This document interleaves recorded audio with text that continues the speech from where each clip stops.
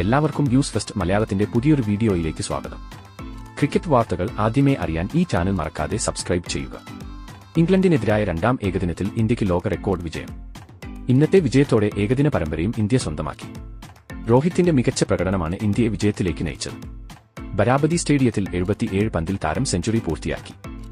119 റൺസെടുത്ത താരം പിന്നീട് പുറത്തായി. ഗംഭീര തുടക്കമാണ് രോഹിത് ഗിൽ സഖ്യം ഇന്ത്യക്ക് നൽകിയത്. ഇരുവരും ഒന്നാം വിക്കറ്റിൽ 136 റൺസ് ചേർത്തു. 17ാം ഓവറിലാണ് ഇംഗ്ലണ്ടിന് കൂട്ടുകെട്ട് പൊളിക്കാൻ സാധിച്ചത്. ജാമി ഓവർട്ടണിന്റെ പന്തിൽ ഗിൽ ബൌൾഡാവുകയായിരുന്നു. 52 പന്തുകൾ നേരിട്ട താരം ഒരു 6ഉം 9 4ഉം നേടി. തുടർന്ന് ക്രീസിലെത്തിയ വിരാട് കോഹ്ലി നിരാശപ്പെടുത്തി.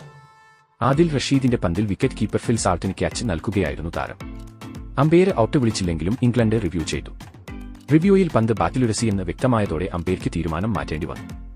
സെഞ്ചുറി പൂർത്തിയാക്കി അല്പസമയത്തിന് ശേഷം രോഹിത്തും മടങ്ങി. 7 6ഉം 12 4ഉം ഉൾപ്പെടുന്നതായിരുന്നു രോഹിത്തിന്റെ ഇന്നിംഗ്സ്. ശ്രേയസിനൊപ്പം 70 റൺസ് ചേർക്കാൻ രോഹിത്തിനായി. വൈകാതെ രോഹിത് സെഞ്ചുറി പൂർത്തിയാക്കി. ഏകദിനത്തിൽ തന്റെ 32ാം സെഞ്ചുറിയാണ് രോഹിത് നേടിയത്. ഫോം കണ്ടെത്താനാവാതെ കുഴയുമ്പോഴാണ് സെഞ്ചുറിയുമായി താരം തിരിച്ചെത്തുന്നത്. എന്തായാലും ഐസിസി ചാമ്പ്യൻസ് ട്രോഫിക്കൊരുങ്ങുന്ന ഇന്ത്യക്ക് രോഹിത്തിന്റെ ഫോം തുണയാവും.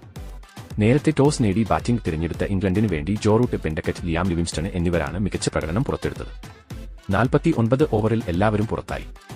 ഇന്ത്യയ്ക്ക് വേണ്ടി രവീന്ദ്ര ജഡേജ 3 വിക്കറ്റ് വീഴ്ത്തി. അരങ്ങേറ്റക്കാരന് വരുണ ചക്രവർത്തിക്ക് 1 വിക്കറ്റാണ് നേടാൻ സാധിച്ചത്. മികച്ച തുടക്കമായിരുന്നു ഇംഗ്ലണ്ടിന് ലഭിച്ചത്.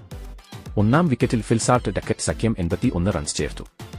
ആദ്യ ഏകദിനം കളിക്കുന്ന വരുണാണ് ഇന്ത്യയ്ക്ക് ബ്രേക്ക് ത്രൂ നൽകിയത്. രവീന്ദ്ര ജഡേജയ്ക്ക് ക്യാച്ച്. മൂന്നാമതായി ക്രീസിലെത്തിയ ജോ റൂട്ട് നിർണായക സംഭാവന നൽകി. ഡക്കറ്റ് റൂട്ട് സഖ്യം മികച്ച കൂട്ടുകെട്ടിലേക്ക് നീങ്ങുന്നതിനിടെ രവീന്ദ്ര ജഡേജ ബ്രേക്ക് ത്രൂമായെത്തി. ഡക്കറ്റിനെ ഹാർദിക് പാണ്ഡ്യയുടെ കൈകളിലേക്ക് അയച്ചു.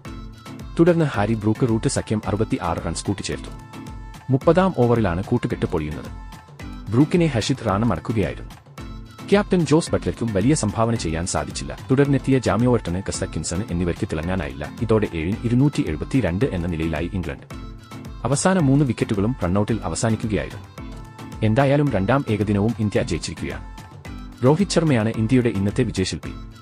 അതുപോലെ ഗിൽ, ശ്രേയസ് അയ്യർ എന്നീ താരങ്ങളും മികച്ച പ്രകടനമാണ് പുറത്തെടുത്തത്. ഇന്ത്യൻ താരങ്ങളെല്ലാം മികച്ച ഫോമിലാണ് കളിക്കുന്നത്. ഈയൊരു ഫോം വരാനിരിക്കുന്ന ടൂർണമെന്റിലും തുടരാൻ സാധിച്ചാൽ ചാമ്പ്യൻസ് ട്രോഫി ഇന്ത്യ സ്വന്തമാക്കും എന്ന് ഉറപ്പാണ്. അപ്പോൾ ഇന്നത്തെ ഇന്ത്യയുടെ കളിയെ പറ്റിയുള്ള നിങ്ങളുടെ അഭിപ്രായം താഴെ കമന്റ് ചെയ്യുക. അതുപോലെ കൂടുതൽ ക്രിക്കറ്റ് വാർത്തകൾക്കായി ഈ ചാനൽ മറക്കാതെ സബ്സ്ക്രൈബ് ചെയ്യുക.